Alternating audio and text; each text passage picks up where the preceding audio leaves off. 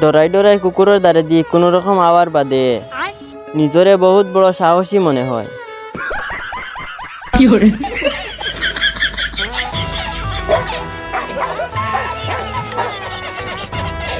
News feed scroll করতে করতে এমন একটা অবস্থায় আছি, এখন রিফ্রেশ করলেও নতুন কিছু আর আয় না। देख लो भाई।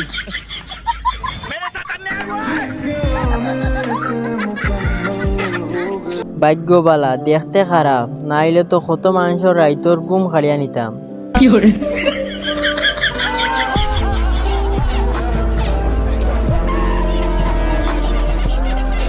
মানুষ অত জলদি নিচে নামতে পারো, লিফট না থাকলে জানতাম না। কিতা ভাবছো আমি তোমারে ভুলি গেছি? এখনো পর্যন্ত রাইত অনেক গালাগালি করি, এর বাদে ঘুমাই।